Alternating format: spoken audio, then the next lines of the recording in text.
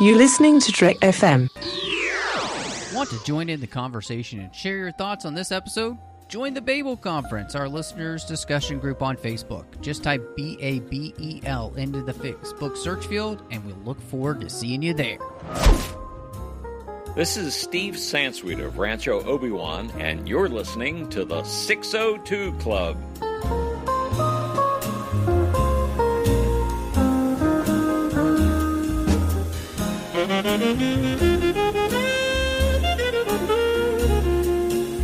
Well, hello and welcome to TFM's local watering hole for all those discussions outside of Star Trek. And I'm so excited to be back with my good friend Christy Morris, because Christy, we've got a brand new, well, the final Mission Impossible movie to discuss this evening. Yes. I'm so excited. The Final Reckoning. It's here. Number 8. Yes. I can't believe that it has taken this long. It feels like we have been waiting for this film forever. But I'm really excited that it's finally come out into the theaters, and that means that we get an opportunity to talk about it. Of course, quick reminder to everybody, though, wherever you get your podcast, just make sure you're subscribed so you get the 602 Club as soon as the episode drops. And then, it's something like Apple Podcasts or Spotify. Those are places that allow you to rate or review a podcast. And so we would really appreciate if you would do that for the show. It really does help. And it's been a while since we've had a review. In fact, it's been over a year at this point. So we would love to have you review us. You can also find us on social media. We're on X, Twitter at the 602 Club. We're also on Instagram at the 602 Club TFM. You can also find us online at Trek.fm. You can find the entire network on Facebook at facebook.com/TrekFM. And there is a listeners-only discussion group that you can join on Facebook called the Babel Conference. You just type that into the search field. You can find it. You can join and talk to listeners from all over the world about the different shows that are happening here on the network. So, well, Christy, one of the things about this movie is that we've been waiting for quite a long time because the previous film, Dead Reckoning, of course, then at that point it was called Part 1, came out in 2023. It is 2025, and so I wanted to just ask you. Coming into this, knowing that and thinking that it's going to be the final film, and where we were kind of left off at the end of, that's part 1, at least is what it's called last time. How are you feeling coming into this one, especially with the knowledge that this is probably the last Mission Impossible movie for Tom Cruise and the gang? Definitely had a lot of mixed emotions. I think number one being it's crazy feeling like this could possibly end. Because especially you and I being fans of other franchises that have gone on for a very long time, hint, hint, James Bond, Star Wars, all kinds of things. When you do finally reach what they're saying is the conclusion, it feels like, okay, maybe this is natural and could be a good time to wrap it up in a nice little bow, but also kind of sad because the first Mission Impossible came out in 96. Yeah. And so we've been watching these movies since then. I mean, that is a long time. I mean, it is a long time. It's 30 years of my life that I've been watching these films. I have an incredibly vivid memory of seeing the first one, the first time in the theater. As I was watching it, my ankle was growing to be the size of a cantaloupe because I had hurt myself before we went and saw it, and I still went and saw the movie, regardless of the pain that I was in, and so because I was not going to miss this, and yeah, I mean, it's been one of those things. Like I'm with you. It's kind of a strange thought process to be like, oh yeah, we're not going to get any more of these movies after this, and this is one of those absolutely rare series where I do feel as though every movie has really just felt better than the last. And and so I very, very excited to dive into talking about this one with you. And of course, in all of the changes that happened, this movie, of course, is not called Dead Reckoning Part 2. This movie moved to being The Final Reckoning, and they renamed the previous film just Dead Reckoning. But this movie also just kind of picks up where the story left off, in the fact that the entity is kind of in control of most people's reality here. And it seems as though Ethan is the only one, strangely enough, who might be able to stop this. And so I wanted to ask you about that, just kind of like as the movie's beginning and everything, and the fact that we actually only just, there's been 2 months that have passed between this movie and the last movie. Did you think that was kind of the right way to start this, to basically pick up like, almost no time had passed? Yes. And I say that for 2 reasons. For one, the original plan was that these would be filmed back to back, and then it ended up changing later. So that was kind of, I think, what everyone was expecting anyway, especially the way that Dead Reckoning ended. Was that it would be a quick jump to the next one. But also I think that it just is kind of needed now that we had so much time between the releases to catch you up. Yeah. Because I remembered the entity, but I did kind of need that beginning to bring me back in. Like, okay, here's where we are. Let's set it up again. Yeah. Did you as well?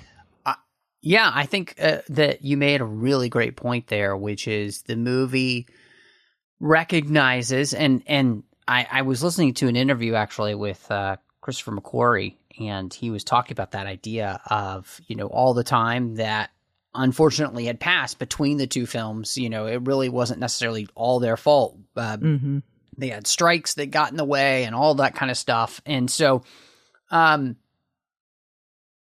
really setting the stage by playing that video with the president talking to Ethan, reminding you and everything, having the film actually start with the entity from its perspective, basically, as I think those 2 things were the perfect way to kind of draw you back into the world that you had left and remind you where you are. And in fact, I think you mentioning that brings up a question about that process, because this movie will do that the whole time.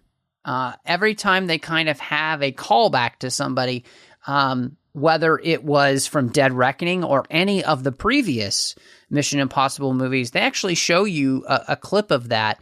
And so I wanted to ask you how that worked as well, because I think it really coincides with even just the way they started the movie.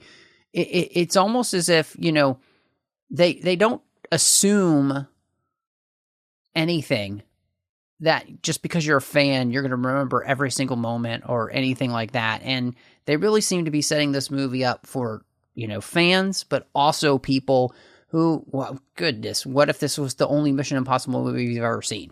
Right, yeah. And what we had said was a weakness of the whole Marvel saga was that you had to have seen every movie in order to understand what was currently happening. Here, they did such a good job with, just like you said, really giving you a lot of callbacks, showing clips from previous movies. I think the only one I noticed was the one we say shall not be named. Yeah, they were they left that one moments out. Of 2. Yes, there were just very, very quick moments of 2 in there, which was fascinating. Yeah. It's like, yeah, we remember it exists. Yep. But otherwise, it was great to have those flashbacks for the fans, but it didn't take away anything for new viewers. Right. Yeah, I agree. Yeah. I think another question that kind of revolves around this too is that the choice was obviously made that if this is going to be the final reckoning, we're basically going to have this movie be the culmination of 30 years of Mission Impossible films. And so every movie previous to this one was basically put in context of leading to this point. Mm-hmm. And so, you know, you got characters coming back and you got all that kind of stuff. But and more than just talking about the callbacks, which we'll talk about the connections later, but Mm-hmm. I just wanted to ask you about that idea of having everything kind of be connected so it creates basically a 30-year saga. And was that the right choice for this film to do? Because we've seen other movies, I think, try to do that and not do it as successfully. I mean, I think The Rise of Skywalker comes to mind. Mm-hmm. And so did that actually work for you then in this movie? Yeah, I mean, I thought it was brilliant the way that they did that, because more than anything, really tying it back to the original first mission, I think you have to remind people, both fans and newbies alike, of why Ethan got into this, where his origin story comes from, and how the IMF even works and everything. I think that it was great to rebuild that foundation that then informs what's going to happen in the rest of this movie. So it's relatable, but also it all is lined up in a good way. I really love that they don't just explain it to you, that they're showing actual clips from the previous films, which I don't believe I've seen a lot in other movies where they're doing this kind of wrap up from every single one like that. So I was really impressed. I thought that it helped a lot and also really made me feel kind of emotional. Yeah, I mean, I get that too. It's interesting because I think, one of the main thematic elements of this film is the refrain that Luther says a couple of times, which is our lives are the sum of our choices, right? Mm-hmm. It's not just one choice, but it's all of them together. And I think because of that, tying all of this together, this series as a whole really becomes about the sum of Ethan's choices. And so when he followed orders and when he didn't follow orders and all of the choices he made as the desire that he has, which is, to save the world. And I thought that's the thing that actually made this work, because that's legitimately kind of in the last few movies, really the thematic element that they think they've been building to in the first place, which is, your life is the sum of your choices. And it's, and in that then, that is how, at least according to this movie, we would weigh whether a life was a good life or a bad one. And so I think then, to ask the question of, whether or not it kind of works to contextualize the entire series that way so that everything becomes more cohesive. I think it works in that sense, because of what they're trying to kind of do with this character. And in some ways, I think it speaks to the idea that that's how our lives are. Right. And so I really like that. I thought that it worked pretty well. And kind of you mentioned that this movie kind of deals with the choice, right? You have the IMF team members, and the way that they become part of the IMF is that they are given the choice. You can join us, or, usually it's you can go to prison because they've done something. And they are, when they decide to join, their motto is that, and their vow is that we live and die in the shadows for those we hold close and for those we never meet. And really, I thought that playing that out, that all of the actions that Ethan has taken have had all of these interesting consequences. And some of them we actually get to see the way in which they've been, they may have seemed to impact somebody negatively at one point in their lives, but have become positive other points in their lives. And how even actions like, we were talking about again, this idea of connecting the films. So it's like, you're stealing the rabbit's foot, but then you find out the rabbit's foot is what it actually was. And so in the end, I think one of the things that's interesting about the film, and because it's this 30-year saga, really the whole idea of choice and whether maybe it was the right choice, the wrong choice, has to do with perspective. Yeah. And the perspective then that time gives us to be able to look back, because, we always say hindsight's 20/20. And in some ways, that's kind of what this movie is doing in an interesting way with Ethan and all the choices that he's made, and whether or not they're good or not. And really that kind of brings to light this thing which you have, I think you see Ethan in many of the films where he's just kind of carrying the weight of the world, but he's also carrying the weight of his own past. He's carrying the weight of the choices he's made. When you think about him marrying Julia and then having to put her into witness protection. And I thought that was such a great way for this film to play with the character. And again, to really use this film to put everything in perspective so that we can leave the character in a place where hopefully we feel there to be like a resolution, because the sum of all of Ethan's choices has led to the salvation of the world once again. Yeah. And like I was thinking too, even as you're saying that, there are multiple different ways of even looking at what this means for the movie and the character.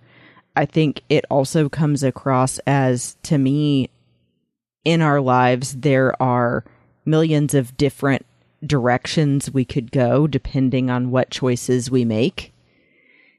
And that none of us are a victim of anything in our life, that we have always ended up where we are through some choice we made. That obviously there are things that happen that are outside your control, but that you're never a victim of destiny or something like that. That it's, you are making choices and that is what drives your life forward. So I liked that angle of this as well. And then Luther's speech really bringing that home, I think. And then also with this whole discussion on choices and the way that their motto was always that they live and die in the shadows for those they hold close and for those they will never meet.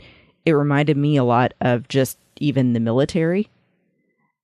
Yeah. That they're not necessarily in the shadows, obviously, but that there are so many people in our military that I will never meet, for example, but that they've made that choice to serve anyway and selflessly do this thing to save the world, possibly. Yeah. So I like all these different ways of looking at that as well.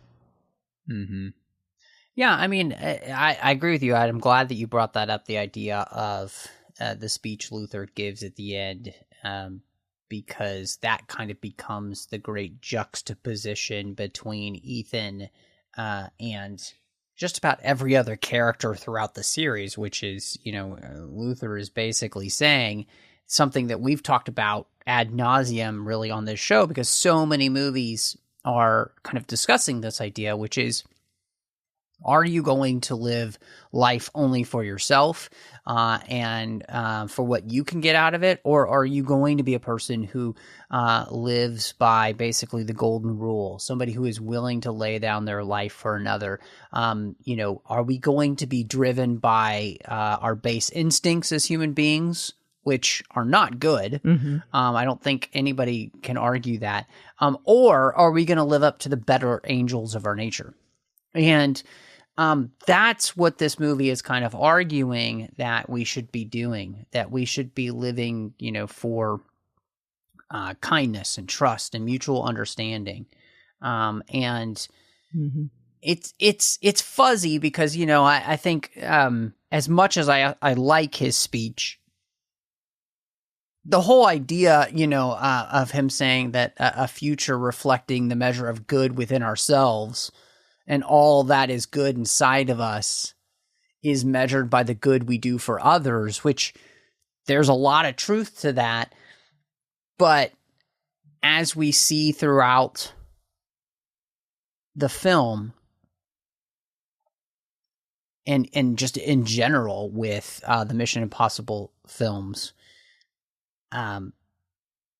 most people are kind of really just living for themselves, and they're the good in them is the good that they can get out of something, you know, like, Yeah. And so I think it's fascinating because the answer is good, but it's also not great as an actual answer. Yes, it's better if we live for others than ourselves, but to say the good inside of us, it's like the movie has just kind of showed us so many times that most people have at least equal parts good and bad. At least that's what the movie's kind of giving us, or more, you know, bad than good. And so, Yeah. I don't know. I felt a little bit like it's a good answer, but it's not the best answer because it still kind of leaves you feeling like, wow, if that's kind of the answer for everybody to have to look for the good inside of themselves. Yeah. I don't know if that's really going to help that much. Right. Well, and I'm glad you said that because that immediately reminds me of Grace having to be saved by Ethan when they were thinking they were about to be tortured. And she's horrified seeing what he does to these two guys in front of her. Yes. And then at the end, yes, it's kind of like Luther making this speech saying that like Ethan is like our savior. But yeah, Ethan's got demons. Yeah. He just murdered two people. He's murdered a lot of people. Yeah. So it's not like, oh, he's the angel that just came down and gave his life for everyone else. Yeah, I mean, yes, there's a real sense in the film almost where there is this messianic figure known as Ethan Hunt. Right. And yet, yeah, I mean, we see him, you know, there's the whole question of like, you know, he's protecting Grace, you know, and all those kind of things, right? And it's played off as a funny scene. But I think you bring up a great point. That I think does show some of the darkness that is actually in Ethan, right? Maybe it's being channeled for better uses. Mm-hmm. You could argue maybe those guys have families. I don't know. So, but yeah, really, I thought it was fascinating, though, that as we've been talking about this, and the movie clearly is about the choices we make in life, right? Mm-hmm. And those choices driving us, because really, this movie is so much a commentary on spending too much time on the internet, because, you know, the villain is basically the internet becomes sentient. Yeah. This digital devil who's created a reality all his own to enslave the human race. And did you catch the fact that this movie's villain, the Entity, basically wants to do the same thing Drax wants to do in Moonraker, which is he wants to create a remnant of humanity that he will then lead as their god, basically. Mm-hmm. Like a genocide. Yeah. Yes. Yeah. Yes. Yeah. Well, I try to forget about Moonraker personally, but I do remember. That's understandable. That's understandable. So, but yeah, I mean, I thought it was hilarious that they even had that throwaway line at one point. You spend too much time on the internet. Because it is true, especially now with AI, seeing it more and more in ChatGPT and everything, it can be an excellent tool, but I think this is the perfect example of how it can just take off and grow a mind of its own. And we're already seeing some issues with AI in real life. of people thinking, well, if I just plug in these things, then the answer is automatically going to come out like this. And it comes out as something totally screwed up. And you're like, how did this happen? So, yeah, I mean, it's still a machine. It's still a tool. And we need to monitor how we use it. And I think you see that here for sure as sort of a foretelling of what could happen.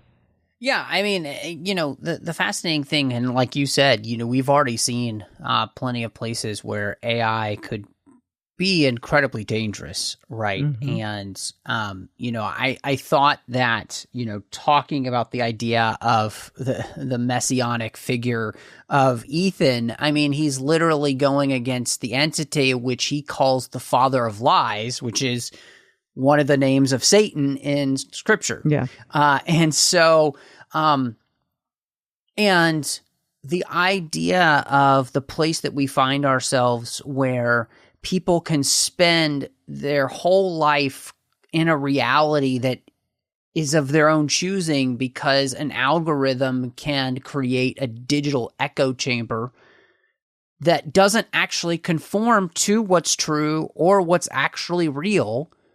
And in so many ways, we find, human beings trying to play God, and it is creating massive, massive problems, obviously, for the world. I think it's very interesting the way in which something we'll talk about in a couple of weeks with Andor, that also kind of plays into this whole idea with that speech Mon Mothma gives in the season 2 episodes. And so it is just very interesting to me that, obviously even those in Hollywood and like we all seem to be seeing this problem. And we all seem to be, whole books have been coming out about this, where you talk about like Jonathan Haidt's The Anxious Generation and what social media and those type of things are doing to our youth, let alone just ourselves as well. You and I are not exempt from these things. Mm-hmm. And yet we just keep, barreling down the road as if like none of these things are a problem, which I think, yes, this is a big action movie and all that kind of stuff, but I really do think that what this movie is trying to say in the villain of the entity, where we have to come to a place where we actually prize what is true and what is right and what is good and all of those things over augmented reality. Over augmented reality. I think that's a great way to put it. This kind of demented digital demon who is trying to control us. And it what's crazy is that it's a demented digital demon of our own making. Mm-hmm. Like we've literally done this to ourselves. And so when we talk about the idea of like Luther's discussion at the end and what he says to Ethan about the good we find in ourselves and the good we can do for others, I think that's where what the film says on the villain side, and then what we can do really are at a juxtaposition, because the entity is a villain of our own making. Mm-hmm. We've willingly done it to ourselves, and so I think this movie blatantly and very ardently is trying to say, hey, maybe we should be willing to slow our roll on all of these things, because they're not actually helping, they're really hurting. Mm-hmm. And maybe what shouldn't be our God is convenience. Maybe what should be most important to us is whether something, is actually good and true and right and real. that's I think a really powerful statement. It's one of the things I like about both of these movies so much is they're willing to kind of tackle this incredibly big question that we're all facing at this moment. Yeah, I think everything you just said, we're definitely in agreement on. And I'd add to that as well. I think that, so it's showing how we are creating whole other worlds, sort of like Ready Player One or whatever, where you get to create whoever you want to be for other people online. And even too, thinking about the way that education works, I think it's so interesting in the movie. They show how there's still analog ways of doing things that actually requires some education and training, like using a submarine and knowing Morse code and things like that. And AI and the complicatedness of the way the internet works now have actually made things so convenient and so easy that we don't have to learn those things anymore. The machine does it for us. And so maybe in that sense, it's actually making humanity go backwards in intelligence. Just putting it out there. Yeah, I think that's a salient point. And I think, it's also one of the things that as we as a human race have gotten farther and farther removed from the things that we make and the things that we eat and grow and all that kind. I mean, there's so much then that we become willing to accept because we don't have to be face to face with it in that, right? So I think about, where you get your clothes or where you get your technology and who created that and how is it made and all of those type of things. You think about kind of the disgustingness of internet pornography and sex trafficking and all that kind of stuff that comes along with all of these things, where it's so easy then to brush it under the rug because it's made not just the daily conveniences that actually benefit our life, but it's made evil so much easier too. Yeah. And we've just made that trade as if it doesn't matter. Yeah. Again, I think that's a really interesting question. And that is a really interesting question too, right? That's one of the choices here in the film is, do we choose to live in the entity's reality and become enslaved to him, or do we destroy ourselves so there's no chance of the entity winning? Or, and this is the thing, because they all talk about this, that the global economy would just be destroyed, that like the world would basically end if we don't have all of these conveniences, because cyberspace would stop existing because of the end of the entity. And it's like, so you're willing to have either a remnant chosen by the entity who then has it as its god, or you're willing to just destroy yourselves without just maybe giving up some modern conveniences we have because of digital technologies and the internet. Like, right. You're willing to do one of those other two things, because that was kind of fascinating to me. And I almost wish that the movie had dwelled just a little bit longer on those, because wow, that's kind of what they're saying. Yeah, I can't live without the internet. Right. And I think of that scene with the president saying there's always a choice, and that she made that one of, I choose to not play the game.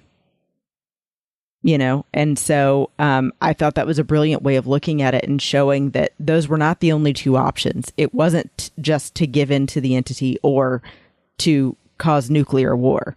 You could also choose to not launch the missiles. And so I thought that was great. And I'm so glad you brought that up, because I think that we have to face that. And it was so ironic in a way, too, that people were so in the film upset about that all around the president going, what do we do? And then sure enough, even though she chose not to push the button when it was time for the big boom, everyone was fine without having the entity around. You know, so it's like you said, like you can live without it. You can rebuild. It would actually be okay. Their world wouldn't spontaneously combust just because we didn't have internet anymore. Yeah. I can't watch Netflix. Right. Yeah. This is why you should have physical media, folks. Oh, no. We're getting into that now. Yeah. Oh, yeah. I could rant on that for hours, but anyway. I'm not going to. Yes, exactly. Not going to do it. Not going to do it. We talked, of course, a little bit about the idea of connections that this movie kind of creates, that 30-year saga. And I just wanted to talk a little bit about the idea that some of the things we do bring back, we bring back William Donlow, the CIA analyst from the first film, and we take the character Jasper Biggs and turn him and say, actually, he's Jim Phelps Jr., the original villain from the first film. You know, the rabbit's foot wasn't a, biological weapon, but a digital ooze that actually kind of, I love they called it basically a digital ooze, because I was like, ooze. I was like, is this the Teenage Mutant Ninja Turtles? But that helped create the entity, right? And so I just wanted to ask you about that, because how did that all work for you then? To be bringing back some interesting players from previous films, or kind of reworking the things like the rabbit's foot and all, or taking characters in a direction we might not have expected when we were first watching this movie, like the fact that, oh, that's Jim Phelps' son. What? Yeah, it's funny because that actually wasn't the most shocking to me. I was the most surprised and excited about William Donlow coming back. Because, to be honest, especially by this point, I'm sure most people forgot about him. You really remember more just the scene itself right before he comes in. But the fact that they bring back that character, and then you suddenly go, oh yeah, I can see the resemblance in the face. It's just the facial hair. He's a little bit older. I thought that was such an awesome callback. And then especially to weave it together with Ethan blaming himself, saying, if I had never done these things, then these bad things wouldn't have happened. And Donlow saying, it's all about perspective, because I may never have realized, if I didn't leave that place involuntarily, that I was so unhappy, or that I was lonely, and I would have never met the love of my life. So actually, because you did what you did, you saved my life. Yeah. That, I think, was just the cherry on top. It was awesome. Yeah. And I loved the bring back of the rabbit's foot, and trying to frame that as one of Ethan's choices again, that they were pushing as, or Gabriel was pushing as, a choice that Ethan made to save one person over millions. And look where it's gotten him. And then reframing it later to say he could still make the right choice now. Yeah. To fix what's happening. Yes. And, sorry to keep going, but that it wasn't that choosing his wife was wrong. So, that, right. We all make the best choice that we can at the time with the information we're given. Yes. Yes. Which is a really interesting thing to all that we were talking about before, because, the entity kind of has this almost, it's seemingly godlike power of knowledge, right? Mm-hmm. And this is something they really should have brought out a little bit more in the movie. But what it lacks is actual wisdom, right? Yeah. The difference between knowledge and wisdom is huge. And that's the thing that Ethan has, right? Actually, that should have been something they added to Luther's speech, I think, because driving that home, that just knowing things doesn't mean that you actually understand, right? I mean, we talked about the entity, learning from humanity, right? But there's still something innate in humanity, right, that Ethan has that can still fool something that has all of this knowledge but no wisdom. Yeah.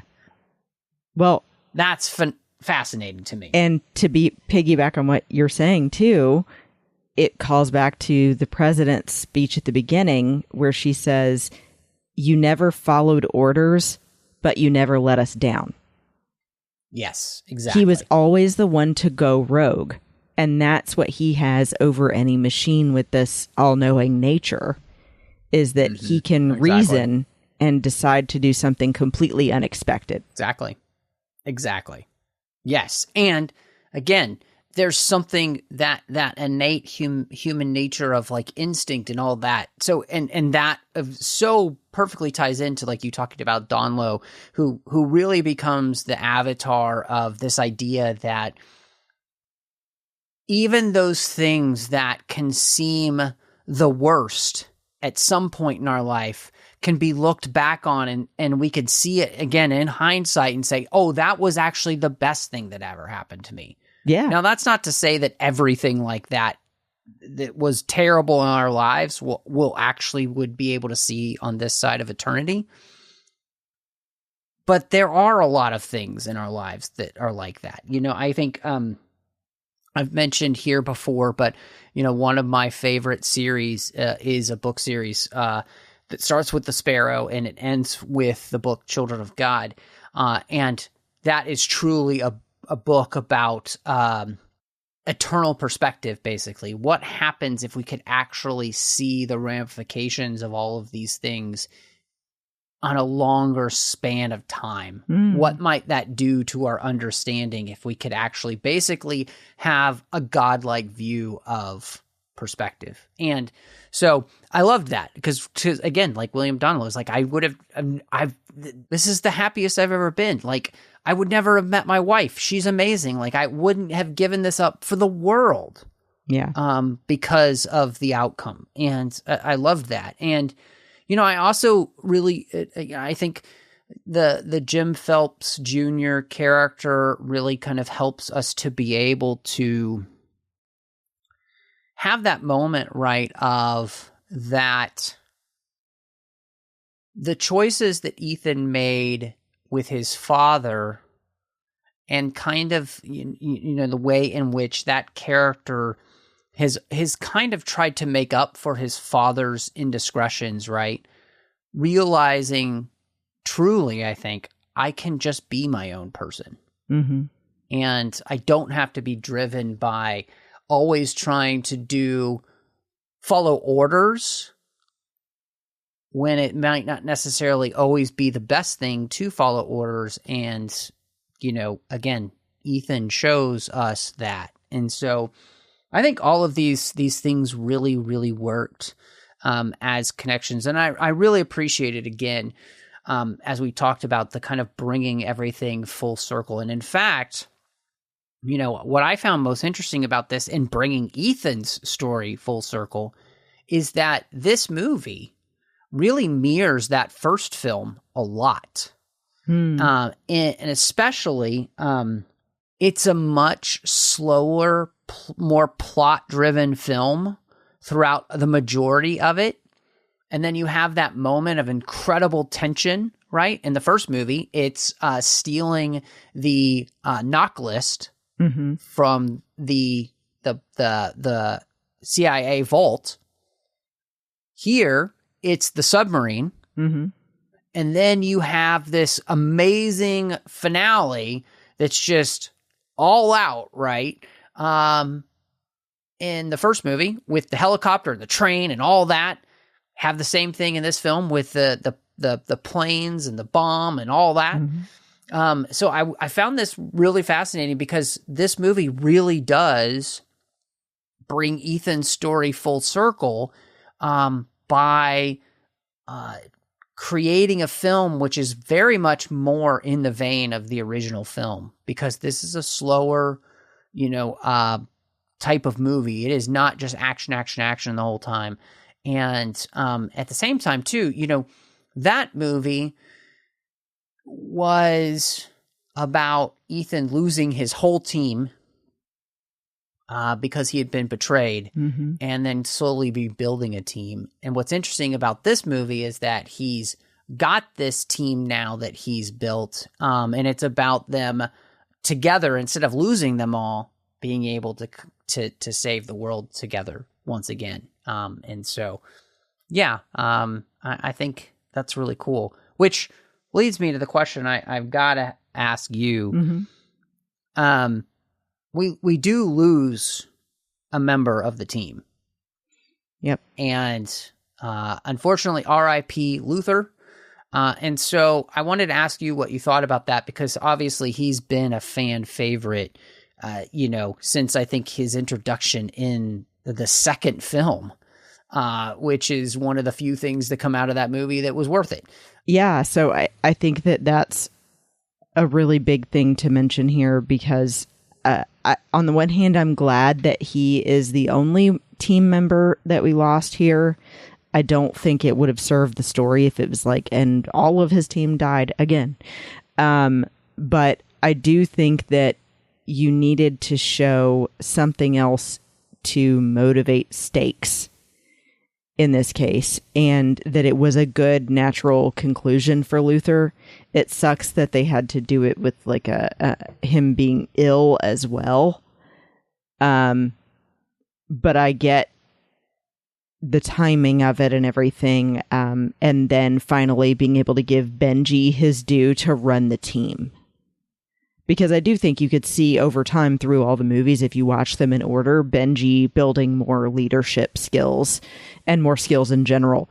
So it was a cool way to give Benji his time to step into the spotlight, but in a way that felt good and a way that still honors Luther as a character. Yeah, no, it's interesting because there are a lot of allusions to other films in this movie, and, Luther creating this kind of poison pill thing, right, and being sick and then having to die was so Dumbledore from the sixth book. Dumbledore knows that he's dying, and so he's willing to, to take the curse from Snape, so, Malfoy won't have that on his conscience at that point. So very, very similar in that sense. And so I kind of love the actually that he was sick, because it made it easier to swallow, because we knew he was already going to die. And so for him to die, though, by doing the thing that he's best at, and to save a friend, and this, whole city of London, I thought was great. And what a way to really honor that character, and I think do it really well. And so a question I wanted to ask you, because Grace is a character who just came into this series in Dead Reckoning, and we had really speculated that the possibility of who Grace is. Does she have the connection to Ethan? Are they related in some way? Like, could she be his daughter or something? And there's absolutely no real, I think, concrete discussion really in the movie of who she is, if she is anybody special, or if she's just somebody there that, again, Ethan has picked up along the way, as he has all of these other, crew members. And so I wanted to ask you, just what you thought about that, and did it work for you, especially, there definitely does seem to be a chemistry, especially on her side, and an attraction and all that. And, Ethan never, ever takes advantage of that. And in some ways, I feel like almost kind of shuts down there being any further closeness that they could have. Mm-hmm. And so I wondered how that ended up working for you. So it's interesting. I'm sad that we didn't get more explanation as far as if there was any deeper connection there, but I could see it just being they wanted to leave it as someone he picked up along the way. But I did think it was interesting. I don't know if you caught at one point, it seemed like maybe she was going to betray Ethan when he was initially talking to her in the decompression chamber. And she says, "What if you're the one to control the entity?" And I was literally in the theater going, "Oh no, girl, don't do it." You know, everyone thinks they can control it and they can't. Don't do it. So I'm glad they didn't go that way, but I really thought for a second she was going to betray him and try to take control of the entity. I definitely had that thought process. And then, of course, she thankfully does that immediately, where she's like, "No, the only person I trust to take care of this is you. So if you're not going to do it, then no." Right. And, I think what I've kind of come down to is this. This movie does take place 2 months after the previous film. And the end of that film had a person that we absolutely knew Ethan was in love with, was Ilsa. Mm-hmm. Ilsa was his, kind of perfect connector, right? Like they were basically the same person in many ways. That she was his equal in all the best ways. They made an incredible couple. And so I think that I read this basically him. There's not a possibility of there being romance because, the love of his life, since his wife, who he truly did love, the next love of his life just died. Yeah. And, there's no way that he's ready for any kind of relationship. And so I actually kind of appreciated that they don't really go there, because I felt like it would have been too soon. Mm-hmm. And so that's kind of what I've come down to. And in some ways too, I think we'll talk about the kind of the end and everything in a minute, and whether we want more and all that type of stuff. But, there was another part of me that also kind of hoped in some ways that they would bring Ilsa back, just because I wanted Ethan to be able to kind of end up happy with somebody by the end of this series, because it feels like he's earned it, Mm-hmm. After 30 years of putting his life on the line. This man deserves to be happy, to have some sort of happiness, to be able to enjoy, a relationship with somebody he's not worried is going to end at any moment. And that would have been really nice. And so, but I understand why they didn't do that, because, too many films, I think, bring people back and it just makes their deaths meaningless. And, I think, obviously her death ends up becoming a motivator for him in the end to continue to fight the good fight, because other people have, given their lives for this. And if he doesn't continue, their sacrifice is in vain. And that's the last thing he could have happen. Mm-hmm. Yeah, I mean, I think that's a brilliant point. And I would echo the same feeling that I'm glad they didn't go that route with having him and Grace have a romantic connection. I think I defended it to myself as he had just been through too much and at least needs a break for a while before he's really interested in anything. And then also I kind of thought of it like, what if now his reward is knowing all the people that he has saved. You know, maybe he's just not supposed to end up with just one person. It's, you know, ending up with knowing all this good that he's made possible. Yeah. Yeah, I agree.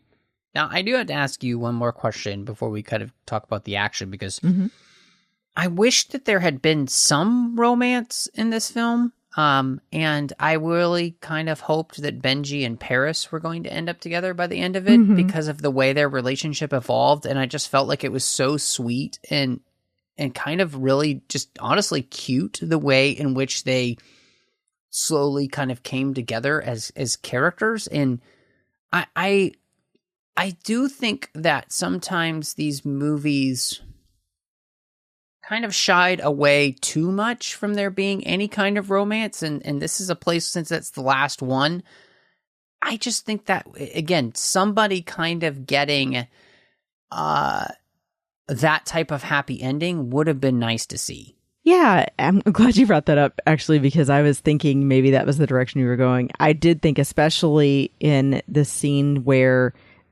she's saving his life, you know, there was a bond there. She clearly was trusting that he's telling her the truth about where to do what. And then also he is depending on her.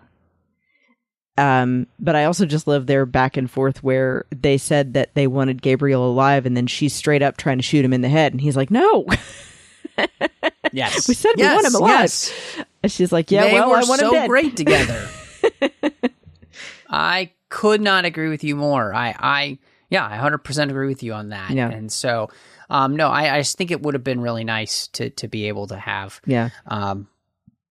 It seems like in a lot of movies, in many ways, like we're afraid to allow people to have romance, and it's like, I think it's it's a big part of our lives. I think it's okay for people to fall in love and get together. Well, and especially when you're going through shared trauma, as they call it. Exactly. People bond. Exactly. You know? That's a great point. Thank you. There was one thing I forgot to mention that I just wanted to get your opinion on, but Theo Dagus, who joined the team and was part of Donlo, his wife, and Theo were the three that had to cut the 3 wires at the same time on the last bomb. He was the prison guard that then decided to join the team. I have to say, personally, I felt like although he's a good actor, the character was really unnecessary. And I really didn't like when they were asking who was going to stay and who was going to go inside. He said, I'll just stay. Like, whatever. It felt like there was no reason for him to say, I will stay and die. Mm-hmm. It didn't make any sense. Yeah, it's interesting because I think he works best as the character who is a juxtaposition between Jasper, Jim, and him, right? He's the one who can have all the training and everything, and yet he can basically see Ethan's side. And in some ways, I think he because he doesn't have there's no history there between those two characters and family. He's able to, I think, accurately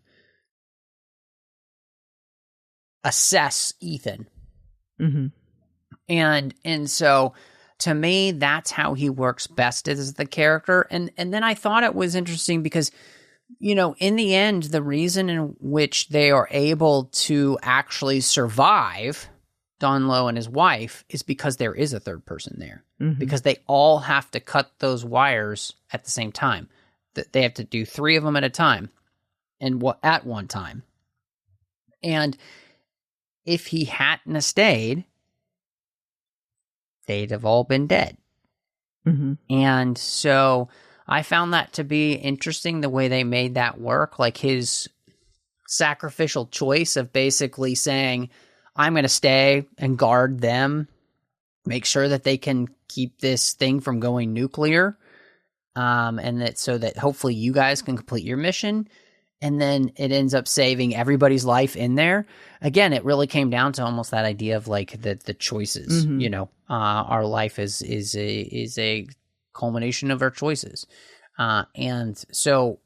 But I can see what you're saying, because he doesn't get a ton to do in the film, and you know, more than that, and we can talk about there at the end. But I kind of think he's the setup as like, if we are going to possibly continue this series, like he's part of the team, you know, and so, yeah. But I, you know, I can totally get what you're saying. Yeah. So, but thank you for adding, you know, your perspective on it too. I just wanted to see if I was the only one getting that vibe. No, I mean, yeah, that's great. It's obviously, you know, I think that's the thing. This is what makes this type of stuff interesting, you know? And so it's one of the reasons I've been doing this show so long, to be able to have those type of discussions. So, because, you know, there've been times on this podcast where my thought process has been changed because somebody just had a different perspective than I did, that I didn't think about it like that. And was like, oh, yeah, you're right. So no, I get it completely. Well, because this is a Mission Impossible movie, we have the action set pieces with the Sevastopol and, of course, the biplanes being the big set pieces. And in all honesty, strangely enough, for a Mission Impossible movie, that's it.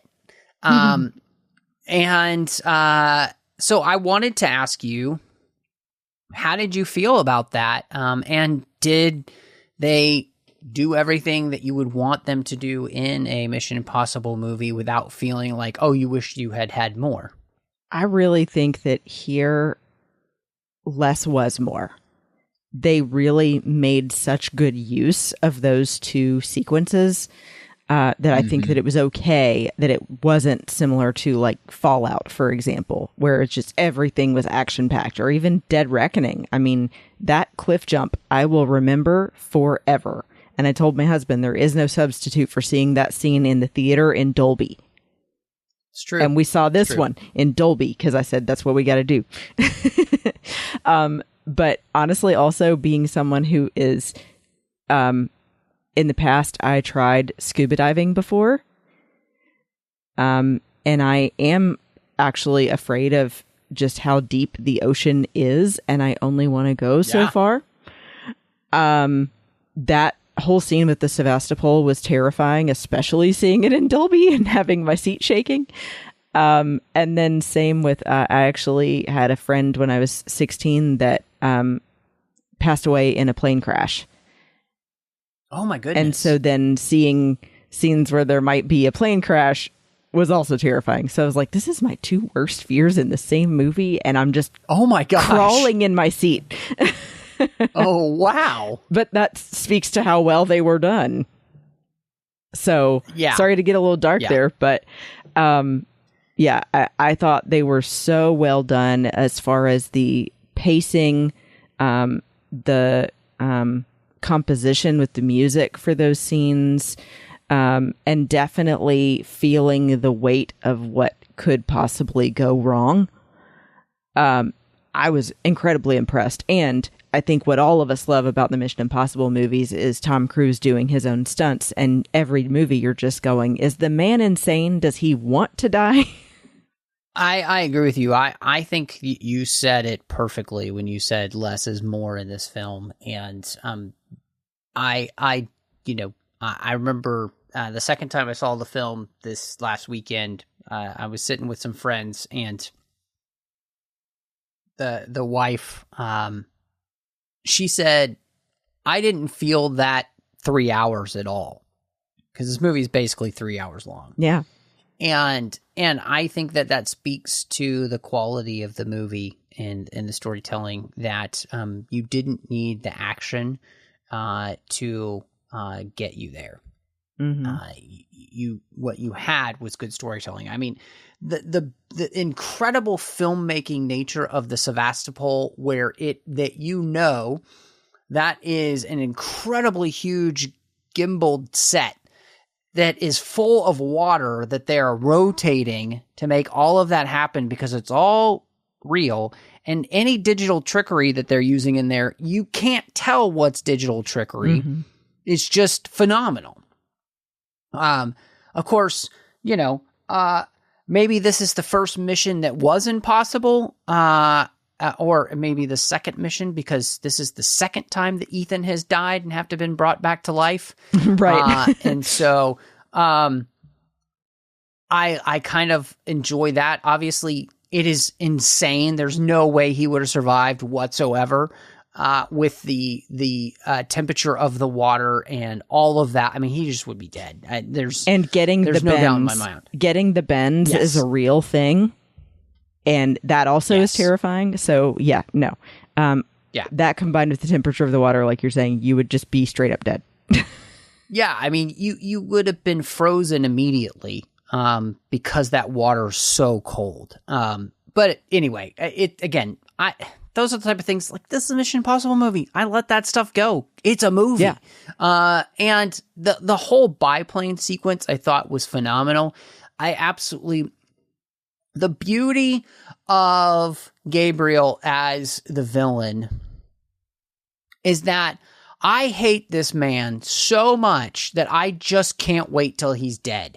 Like, I even turned to my wife and I was like, I can't wait till this guy's dead. I just wanted to curse so badly because he's so, ugh. And then the way he dies is just so poetic justice, right? Yes. He's so sure of himself and boom, he's dead. And I loved it. And so I thought that whole thing was just phenomenal. And so, to me in this, when they did action, they did a great job in it. And I didn't miss that it didn't have more action, because I felt like the story legitimized the action they did have. Mm-hmm. And that's what I want. So, and I agree with you about Gabriel. I just got to say, he was so smarmy, and he always gets away with things, and you're just, you're ready for it. 100% agree. 100% agree. So I guess one of the bigger questions that kind of comes up with the end of this film, before we wrap up here, is, should this be the end? I mean, and they've said it's the end. Tom Cruise has said it's the end, but it does kind of almost seem as though the movie sets up that the team could go on with basically Grace as the leader. You could see basically Ethan possibly being the head of the IMF, which would make sense, I think. And so I wanted to ask you, do you want more? Do you think there should be more? Or do you think they should just do something that Hollywood can't seem to do and just let this be the end that it should be? The latter. I would like to leave it where it is. I feel like it's going out on a high note, and you don't want to then come in for a cash grab later and ruin something. And so I really, as much as I always want more of impossible missions, I think that I like the way it's wrapped up here.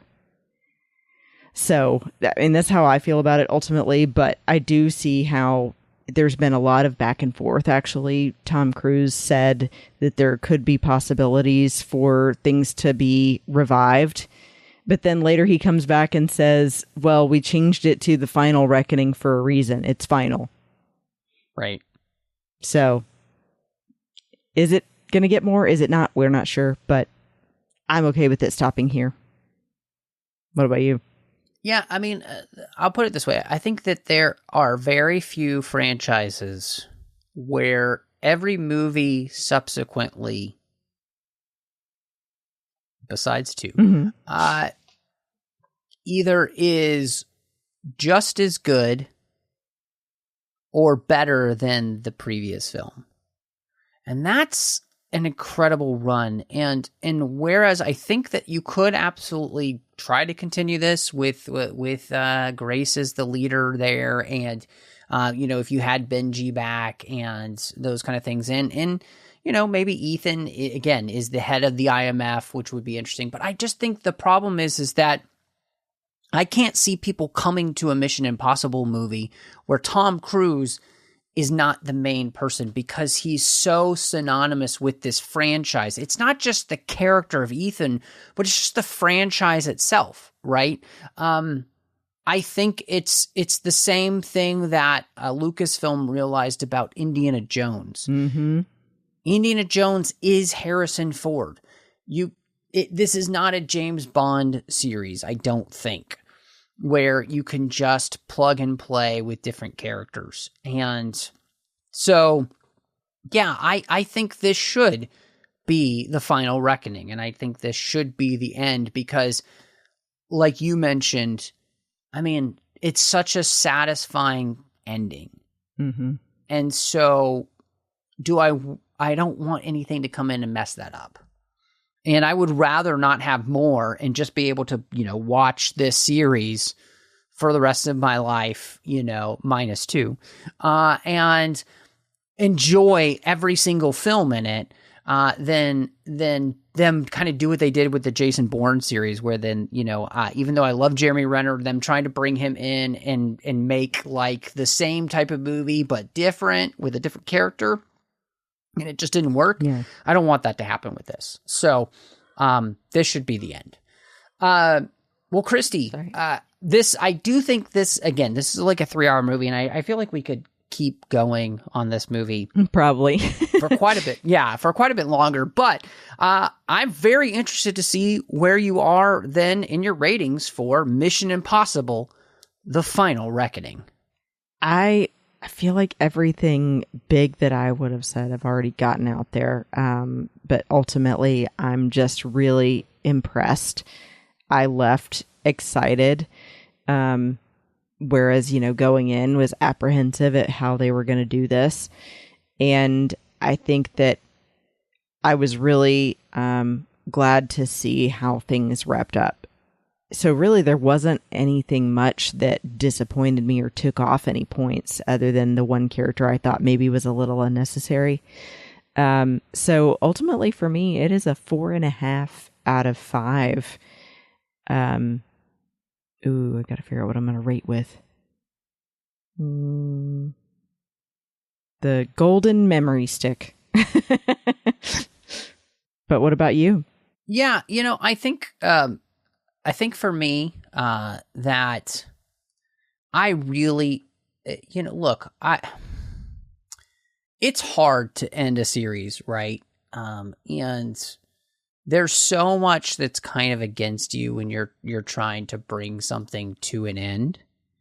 And yet I felt like this movie really did a very good job of making me feel good when it was over.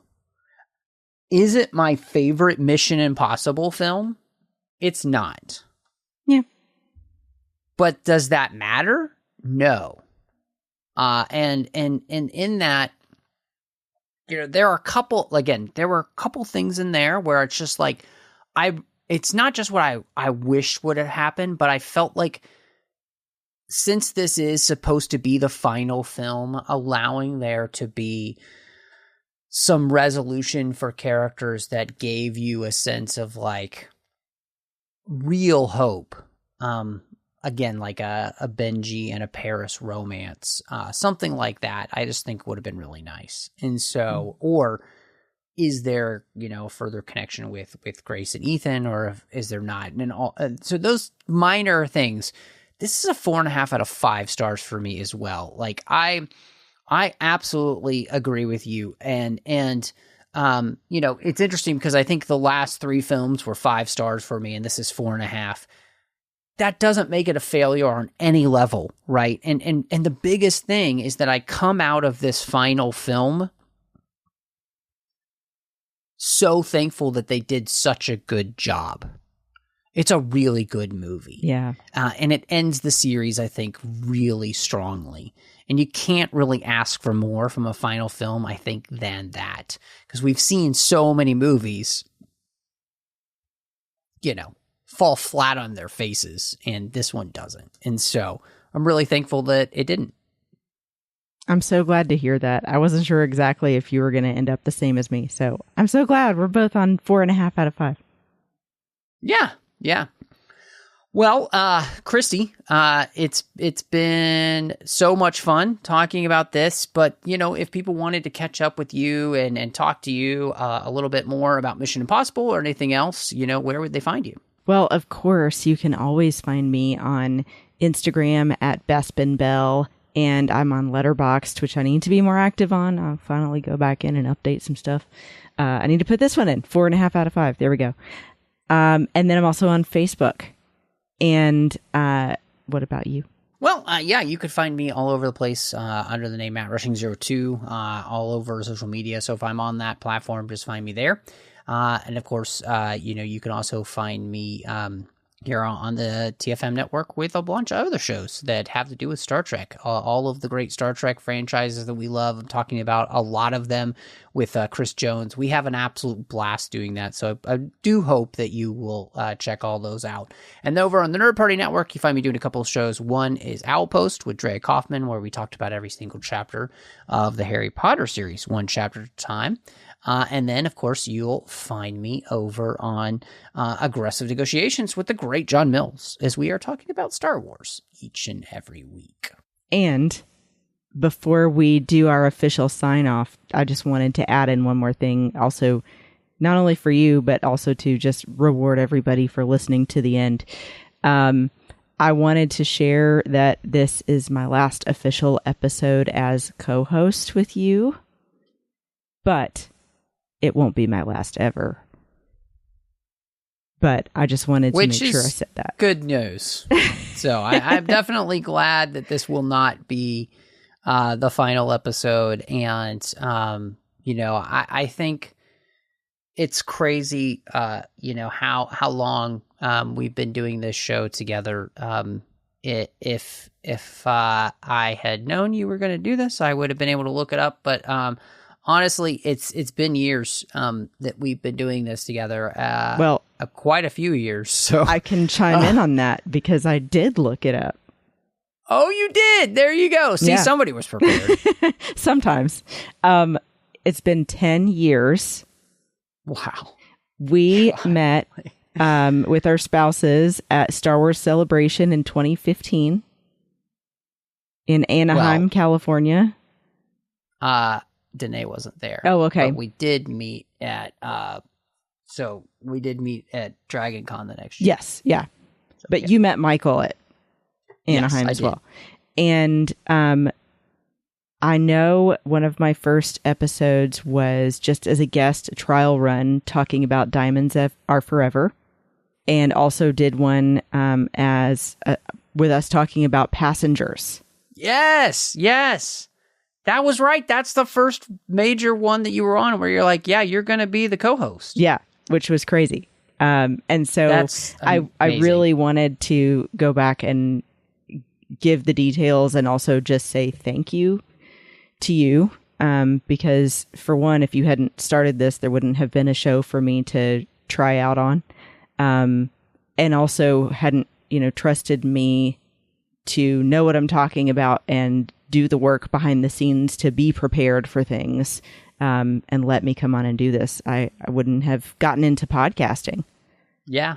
Well, thank you for saying yes all those years ago. It's been so much fun. The 602 Club isn't ending. We're going to be continuing. We'll have some fun guest hosts that'll be coming on. And again, as we mentioned, this isn't Christy saying goodbye forever, but it was just the opportunity and kind of time for her to step back from trying to do this as regularly as she has been.